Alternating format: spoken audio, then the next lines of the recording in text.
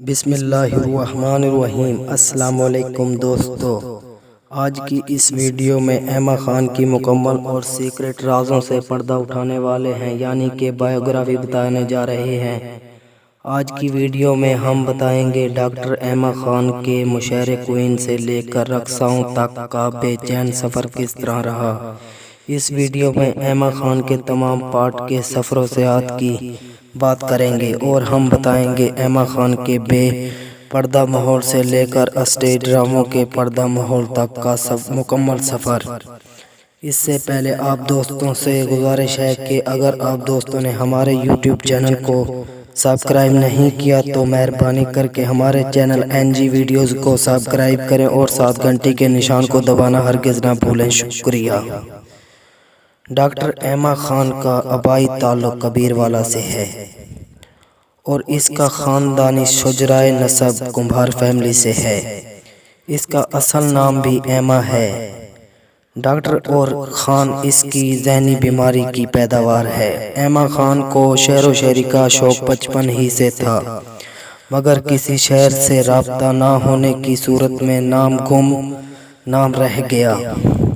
مگر ایما خان کی شعر و شاعری کے جاندار فقرات اس وقت کی گواہی دیتے ہیں کہ یہ کردار بڑے بڑے شاعروں کو پیچھے چھوڑ دے گا، کیونکہ ایما خان اپنے کافی شعروں کی گرفت حاصل کر چکی تھی۔ آخر کار یہ شوق جنون میں بدل گیا تو ایما خان نے سرائیکی شاعر ظفر نجمی سے ملاقات کی۔ ظفر نجمی نے بھی ایما خان کی شاعری کو بے حد پسند کیا اور TP گولڈ کے مالک سعید حسن علی شاہ سے رابطہ کر کے مشاعرے کی نئی سیریز چلانے کی پیشگوئی کی۔ اس پیشگو نے فوری قبول کر لیا۔ آخر کار 2011 کے اپریل کے مہینے میں ایما خان اور ظفر نجمی کا حسن بامقابلہ مشاعرہ ریلیز کر دیا گیا۔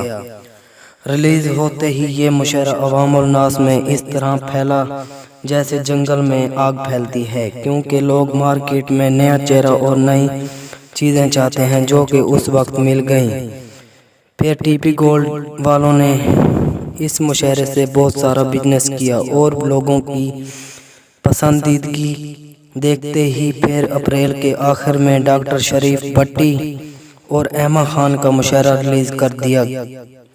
اس مشاعرے نے بھی اپنی شہرت کو بنانے میں زیادہ وقت نہیں لگایا اور عوامی شہرت بے لگام ہو کر ایما خان کے پیچھے دوڑنے لگی۔ اور تیسرا مشاعرہ ایما خان اور عاقب ستانوی کا مشاعرہ جولائی میں ریلیز کیا گیا، مگر عوامی دلچسپیاں کسی حد تک دھیمی پڑ چکی تھی۔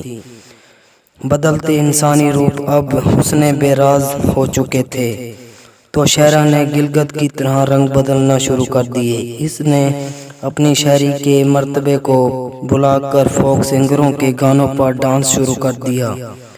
اس کی حرکت نے صاحب دل لوگوں کی نظروں میں اپنے آپ کو گرا دیا، مگر یہاں پر کامیاب نہ ہو سکی، کیونکہ ڈانس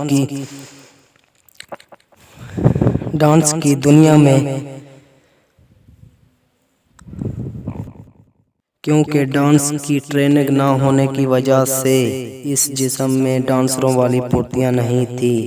پھر اس کے بعد ایما خان کو گلوکار بننے کا شوق پیدا ہو گیا اور اس نے 2013 میں اپنا والیوم ریکارڈ کر دیا جو کہ بری طرح فلاپ ہو گیا۔